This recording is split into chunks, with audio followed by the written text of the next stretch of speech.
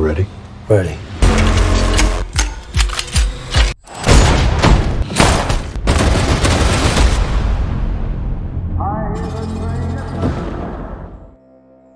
Hai, Assalamualaikum pecinta film dimanapun kalian berada. Berjumpa lagi bersama saya Hilman Sihuntu Pohang. Bagaimana kabarnya kalian hari ini? Semoga sehat selalu dan banyak uangnya. Tapi ingat, asal jangan hasil uang rampok seperti di film ini. Ya, hari ini kita akan menceritakan sebuah film yang sangat keren banget. Film ini diperankan oleh Om Jason Statham. Nah, seperti apa jalan ceritanya? Gak usah banyak bacot, kita langsung saja mulai. Inilah dia, Wrath of Man. Film diawali dari mobil lapis baja yang sedang membawa uang dari depot penyimpanan uang. Dan di sana terlihat ada dua orang petugas yang akan mengantar sejumlah uang dengan selamat sampai tujuan. Namun baru saja mereka keluar beberapa meter dari depot, tiba-tiba saja mereka dihadang oleh sebuah truk molen yang ternyata mereka semua adalah perampok bersenjata. Dan kedua petugas itu disuruh keluar dan ditembak mati saat itu juga. Beberapa minggu kemudian datanglah seorang pria ke sebuah perusahaan bernama Fortico, yaitu kantor spesialis keamanan dengan mobil lapis baja, yang dimana mereka bertugas mengantarkan uang dengan selamat sampai tujuan. Nah, pria ini bernama Patrick Hillman.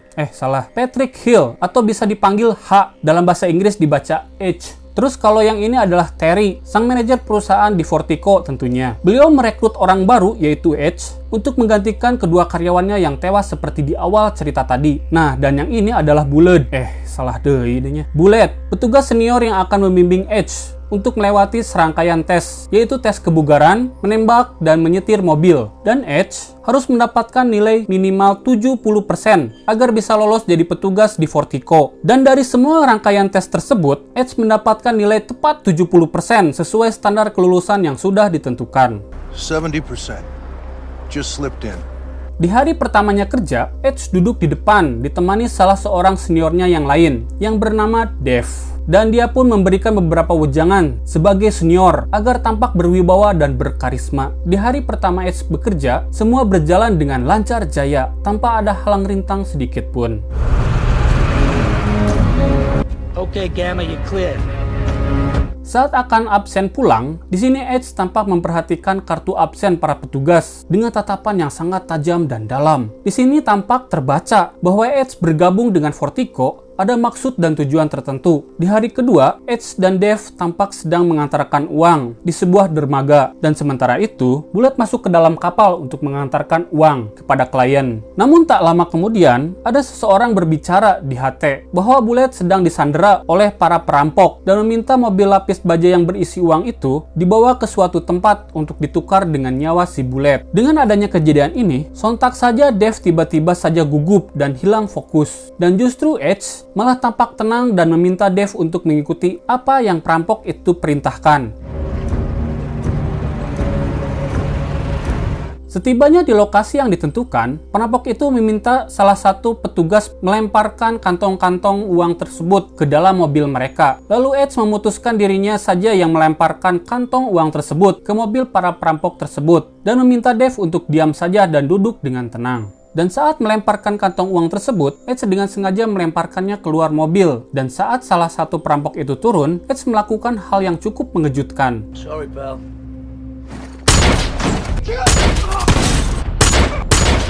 Edge menembaki para perampok itu dengan sangat cekatan dan tepat sasaran. Hal ini berbanding terbalik dengan hasil tes yang dia lakukan. Di sini Edge tampak brutal dan membuat para perampok itu ketakutan setengah mati.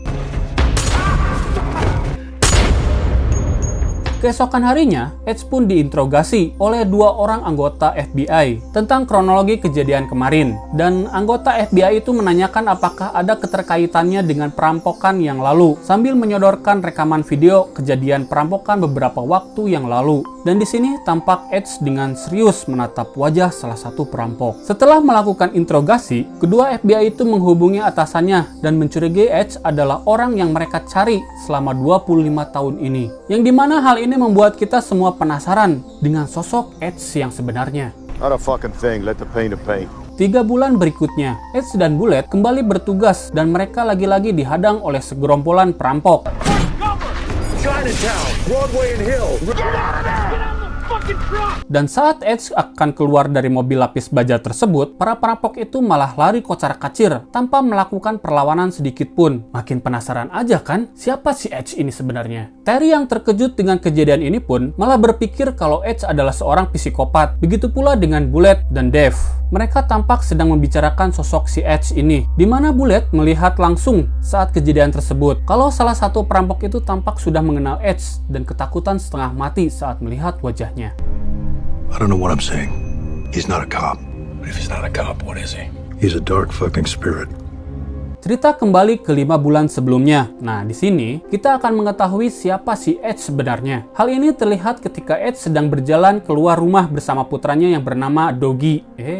Anjing, lain eta, tapi Doggy. Tak lama kemudian, Edge mendapatkan telepon dari salah seorang anak buahnya yang bernama May. Ini orangnya nih. Dia meminta bantuan Edge, bosnya sendiri, dalam mengintai mobil lapis baja tersebut untuk sebuah aksi perampokan. Ya, ternyata si Edge ini adalah seorang ketua mafia yang paling dicari oleh FBI. Demi pekerjaan haramnya itu, akhirnya Edge pun terpaksa membawa serta putranya.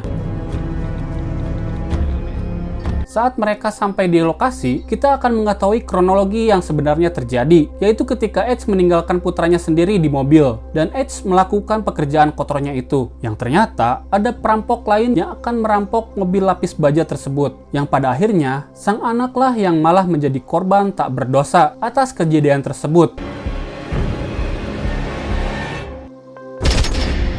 Dan saat Edge akan menolong putranya itu, Edge sendiri malah tertembak dan menyebabkan ia mengalami koma selama 3 minggu.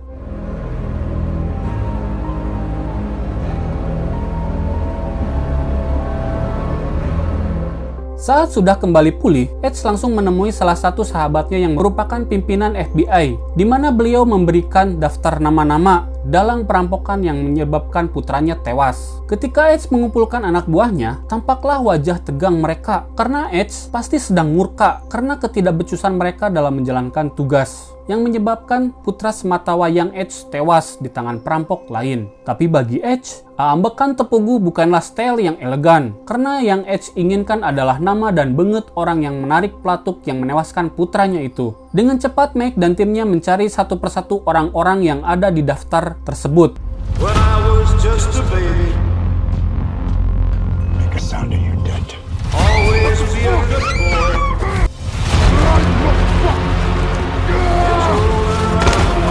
Always be a good boy. Dan hingga akhirnya, Edge pun mendapatkan sebuah nama, yaitu Gacy bersaudara. Setelah mendapatkan nama yang diinginkan, Edge pun menyuruh Mike memberikannya uang dan membiarkan si negro itu melanjutkan hidupnya. Lalu scene berganti, di mana Edge dan anak buahnya langsung menggerebek kediaman Gacy bersaudara, yang ternyata mereka hanyalah menjalankan produksi film pengecrotan di bawah umur, yang sama sekali tidak ada hubungannya dengan aksi perampokan waktu itu. Lalu apa yang dilakukan Edge, yang jelas sungguh mengedankan sekali.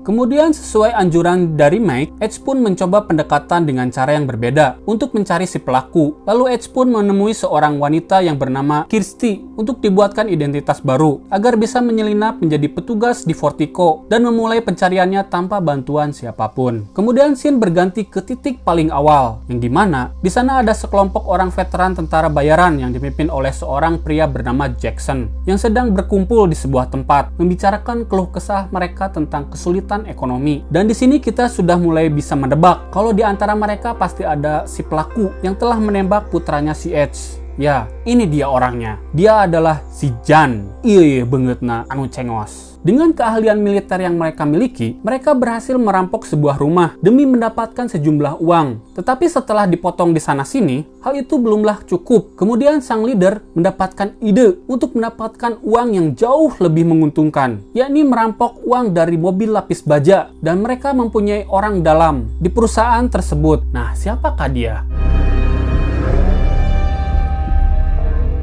Nah, di scene ini yang membuat semuanya tampak jelas dan membuat kita yang melihatnya dibikin gregetan dengan kelakuan si Jan ini. Dikarenakan ulahnya ini, kedua petugas Vertigo itu tewas dan dengan rasa kesal yang masih mengkel, si Jan goblok muka gepeng codet kadal buntut ini pun dengan sadis membunuh putranya Edge yang tak berdosa, yang tidak melakukan perlawanan sedikit pun. Teh benernya si Eta.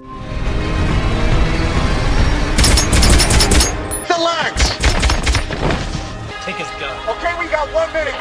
Let's go! Move.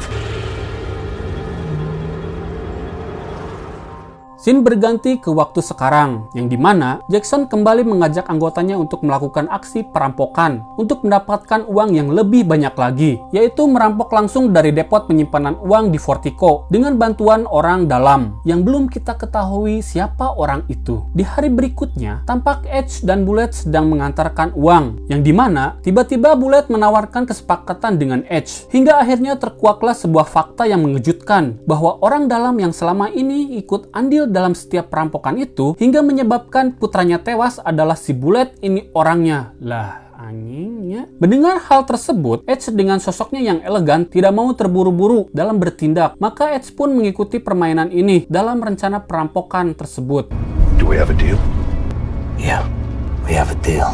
Lalu Bullet dan Edge pergi ke lokasi yang ditentukan dan perampok itu akan bersembunyi di dalam mobil lapis baja tersebut sehingga mereka semua bisa masuk ke dalam Vertigo dengan mudah dan mengambil semua uang yang ada di sana. Sesampainya di Vertigo, para perampok itu langsung melancarkan aksinya dan beberapa dari mereka menjadikan Edge dan Bullet sebagai sandera atau tameng oleh para perampok tersebut. Di sini Bullet meminta rekannya untuk mengikuti permintaan para perampok tersebut. Namun rekan-rekannya itu justru melakukan perlawanan sehingga terjadilah baku tembak yang cukup sengit dan mematikan.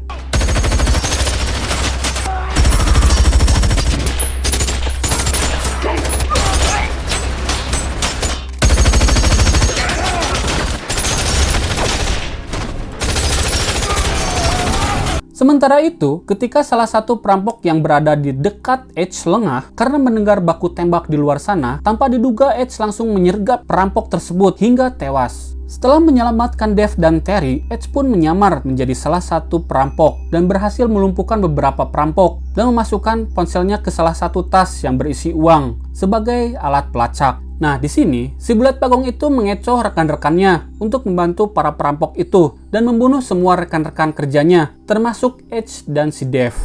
Hey, boy, Sweat. It's Bullet. Bullet? What the...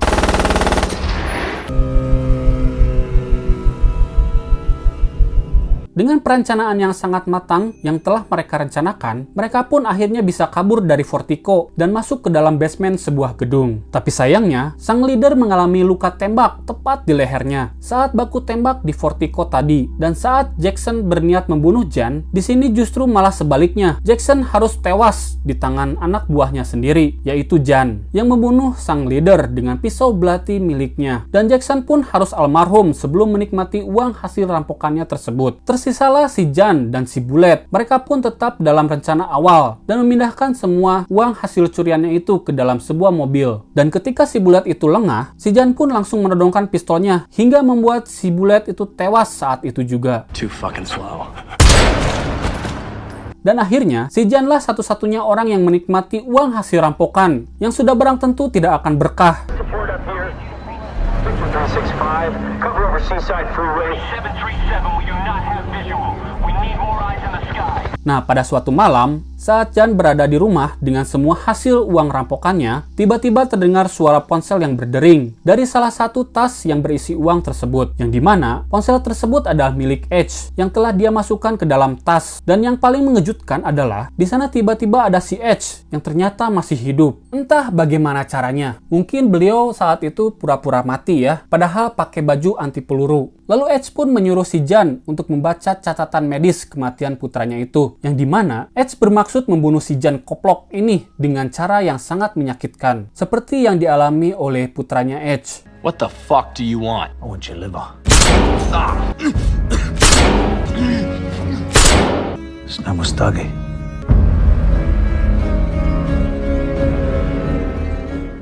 dan film pun tamat. Bagaimana pendapat kalian tentang film ini? Kalau kata saya sih keren pisan cuy. Atau apakah kalian kebingungan dengan alur cerita yang maju mundur cantik? Yang jelas, film ini mendapatkan rating 7,1 dari IMDb. Terima kasih sudah menonton sampai selesai. Saya Hilman pamit undur diri. Sampai jumpa di video berikutnya. Assalamualaikum warahmatullahi wabarakatuh.